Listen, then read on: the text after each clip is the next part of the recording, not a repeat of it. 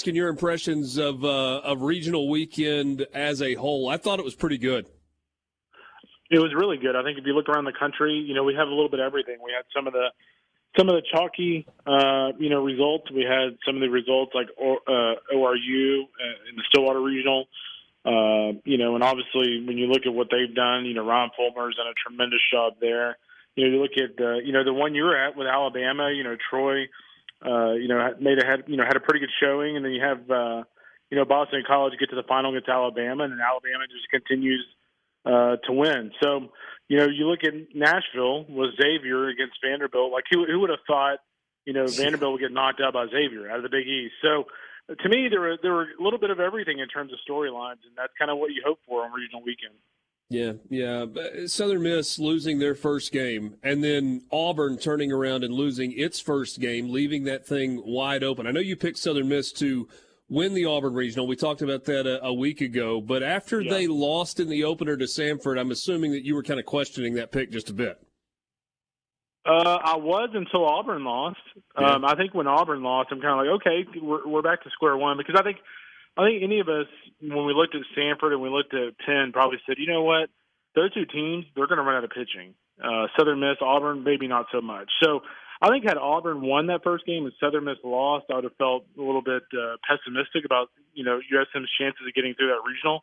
But I think once Auburn lost, I think it kind of squared things up a little bit. But, I give Southern Miss a lot of credit. Anytime you have to come out of the loser's bracket after losing the first game and win a regional, that's incredibly difficult to do. It doesn't matter if you're playing Penn or you're playing Wake Forest. That's just really hard to do. So they played really well, and they certainly capped it off with what I would call a pretty good performance in the final game. Yeah, I would agree with that. So let's just talk briefly about the Hattiesburg Regional. They've got Tennessee coming in this weekend. There was some debate as to whether or not that should have been in Hattiesburg or in Knoxville. Obviously, Southern Miss fans thought they deserved it. Tennessee fans thought they deserved it. It's being played in Hattiesburg. When you look at this matchup, what kind of a chance do you give Southern Miss against a Tennessee team that has pitched it well but has been inconsistent this season? Well, the one thing about Tennessee is I thought they played really well over the weekend. And they did. For them to go to Clemson and what I would consider, Clemson's not typically known for having an insane atmosphere, but I thought their atmosphere for a regional was very good. So the fact they went in there and played really well is impressive to me. There's no doubt that outside of Tanner Hall, Tennessee has a big advantage on the mound. I feel like I kind of feel like the two offenses a little bit of a wash, at least at the Pete. This is one of the series that if Southern Miss is on the road, I don't think I'd feel great about it for Southern Miss. But I think the fact that they're at home, I think they got a pretty decent shot here, because I just think Ole Miss series last year was standing. I feel like they played pretty well at home. And I think they're going to they're one of the teams that's going to learn a lot of lessons from how they kind of approach things against Ole Miss last year. So I think that kind of helps them this year. But, Tennessee is just one of those teams that, you've seen them all year long in the SEC, but they're just one of those teams that, they look the part when they're on. When they're on, they're just as good as anybody in the country. The problem, they've been a little bit inconsistent. They were not great the day at the SEC tournament they were there. They were really good last weekend, and so the question becomes, will they be the team that was at the SEC tournament for a day, or will they be the team that's at Clemson? And that's kind of to me, that's the $1 million question going into Hattiesburg.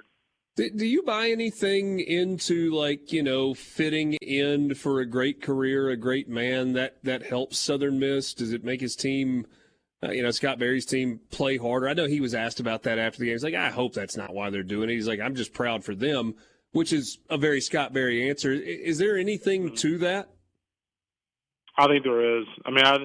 I think back to when Florida State played LSU in a Super. If you remember, what was it, 4 years ago? Yeah. Now that when FSU played at LSU in a Super, LSU was a huge favorite, and Florida State with Mike Martin in his final year beat LSU at the box to get to Super or to get to Omaha. And so I always think back to that, and I think there's no doubt that plays a factor. It's kind of one of those things like, even if you think you're kind of down and you kind of think, hey, this team might have our number today, that gives you a little bit of extra energy. That gives you extra gear that you may not have had otherwise. So I think it does help USM. I certainly don't think it causes them to have any pressure. I think it only helps them. Is there anything to that in Winston-Salem with Alabama, with the way that they have played for Jason Jackson, kind of in the absence of Brad Bohannon since he's been terminated? they found some magic late. Alabama did something last week that they had not done all year long in consecutive games. They had not had a walk-off win all year.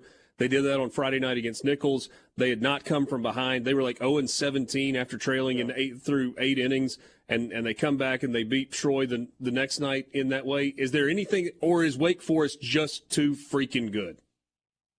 I think Wake Forest is too good, but I'll tell you this. I think Alabama's going to play well. This is a team that really hasn't played bad in about 6 weeks. I mean, every single weekend they've played pretty good baseball, and it kind of started with the Saturday, Sunday at A&M, but the thing I like about Alabama is they've got pitching depth. As you saw at Tuscaloosa, there were a couple of games there they had to use some offense. But, I mean, for the most part, whether it's McMillan and McNary, the list kind of goes on. I mean, they've got pitching depth. And so I think they can match up with Wake Forest in terms of depth. The problem is just getting into that Wake bullpen. I mean, Rhett Lauder, Sean Sullivan, Josh Hartle have been so good all year long that, like, all of a sudden they're going to show up at the Alabama series and, not get out of the fourth or fifth inning. So, Wake is one of those teams that just, like, you keep waiting for them to take a step back. But, man, it's almost like they're getting better. I mean, they scored, 42 runs or something in 3 games last weekend in the regional. They just showed no signs of slowing down. I don't think that's going to stop this weekend. There is a group of 2 super regionals. When you look at Eugene and Fort Worth, where when this tournament started, I don't think any of us thought Oregon, Oral Roberts, Indiana State, or TCU, one of those 4 teams, was going to be in Omaha. But 2 of those 4 teams are going to be in Omaha when it's all said and done. Is this part of what makes the postseason so much fun in college baseball? Yeah, no doubt. I mean, I think if you look at like Indiana State, I mean, this is a team that, was pretty good for much of the season, and then top 10.